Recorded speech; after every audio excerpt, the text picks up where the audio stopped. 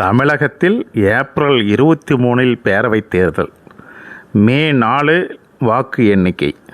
புதுச்சேரி, கேரளம், மேற்கு வங்கம், அஸ்ஸாம் தேர்தல்கள் தேதி அறிவிப்பு.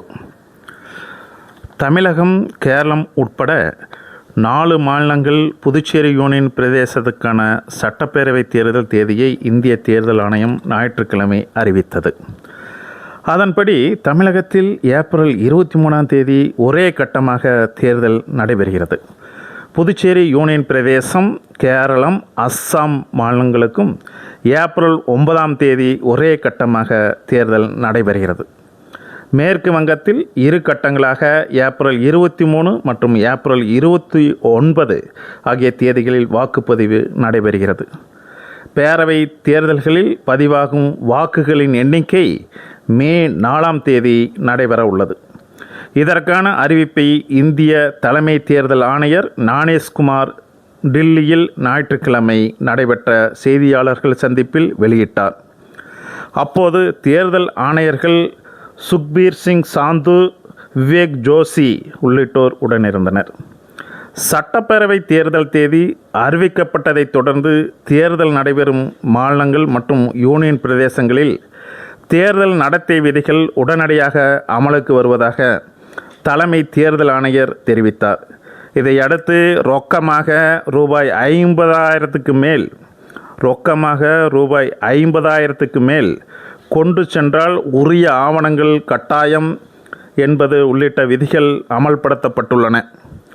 அவர் மேலும் கூறியதாவது: சட்டப்பேரவை பதவிக்காலம் அஸ்ஸாமில் மே 20 தமிழகத்தில் மே 10 புதுச்சேரியில் ஜூன் 15 கேரளத்தில் மே 23 மேற்கு வங்கத்தில் மே 7 நிறைவு பெறுகிறது.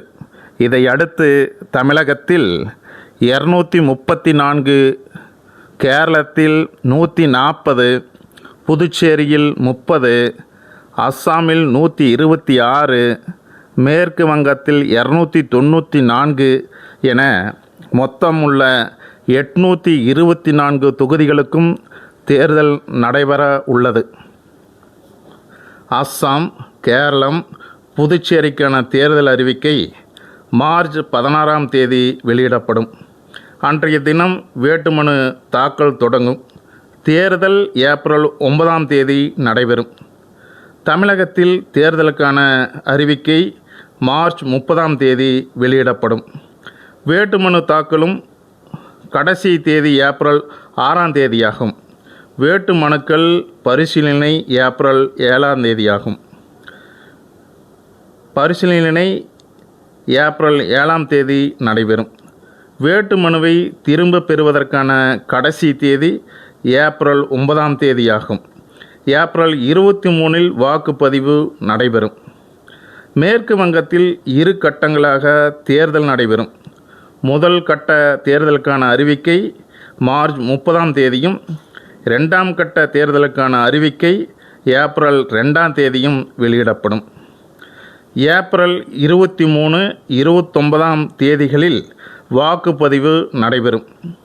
தமிழகம் உட்பட 4 மாநிலங்கள் மற்றும் புதுச்சேரியில் பதிவாகும் வாக்குகள் மே 4 எண்ணப்பட்டு அன்றைய தினம் முடிவுகள் அறிவிக்கப்படும். இடைத்தேர்தல் கோவா, கர்நாடகம், நாகாலாந்து மற்றும் திரிபுரா ஆகிய மாநிலங்களில் 5 சட்டப்பேரவை தொகுதிகளுக்கான இடைத்தேர்தல் ஏப்ரல் 9 குஜராத் மற்றும் மகாராஷ்டிரா மாநிலங்களில் உள்ள 3 தொகுதிகளுக்கான இடைத்தேர்தல் ஏப்ரல் 23 நடைபெறும். இந்த இடைத்தேர்தலின் வாக்கு எண்ணிக்கை மே 4 நடைபெறும். 4 மாநிலங்கள் மற்றும் புதுச்சேரி பேரவை தேர்தலில் 17.40 கோடி பேர் வாக்காளர் பட்டியலில் இடம்பெற்றுள்ளனர். தமிழகத்தில் 5.67 கோடி வாக்காளர்கள், புதுச்சேரியில் 9.44 லட்சம் வாக்காளர்கள், கேரளத்தில் 2.70 கோடி வாக்காளர்கள், மேற்கு வங்கத்தில் 6.44 கோடி வாக்காளர்கள், அஸ்ஸாமில் 2.50 கோடி வாக்காளர்கள் பட்டியலில் உள்ளனர். இந்த வாக்காளர்களின் தரவுகள் SIR இறுதி வாக்காளர் பட்டியலின் அடிப்படையிலானவை. தேர்தல் நடைமுறைகள் மே 6ஆம் தேதி முடிவடையும். 2.19 லட்சம் வாக்குச்சாவடிகள். தேர்தலையொட்டி மொத்தம் 2.19 லட்சம் வாக்குச்சாவடிகள் அமைக்கப்பட்டுள்ளன. தேர்தல் பணியில் மொத்தம் 25 லட்சம் அலுவலர்கள் பணியாற்ற உள்ளனர்.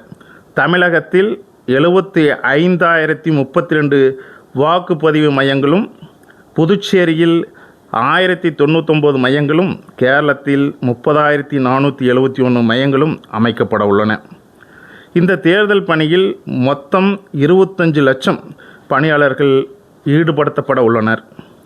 இதில் வாக்குப்பதிவு மையங்களில் 15 லட்சம் பேருக்கும், பாதுகாப்பில் 8.50 லட்சம் பேரும், வாக்குப்பதிவு நுண்பார்வையாளராக 49,000 பேரும், தேர்தல் பார்வையாளர்களாக 1,444 பேரும், வாக்கு எண்ணிக்கை பணியில் 40,000 பேரும், வாக்கு எண்ணிக்கையான நுண்பார்வையாளர்களாக 15,000 பேரும் இடம்பெற்றுள்ளனர். வசதிகள்: அனைத்து வாக்குச்சாவடிகளிலும் குடிநீர், கழிப்பறை, தகவல் பலகைகள், சாய்வு பாதை, சக்கர நாற்காலிகள், உதவி மேஜை உள்ளிட்ட ஏற்பாடு செய்யப்படும். வாக்குச்சாவடிகளில் கைபேசியை பாதுகாப்பதற்கான வசதிகளும் ஏற்பாடு செய்யப்பட்டுள்ளது. ஒரு வாக்குச்சாவடிக்கு அதிகபட்சம் 1200 வாக்காளர்கள் இருப்பது உறுதி செய்யப்பட்டுள்ளது.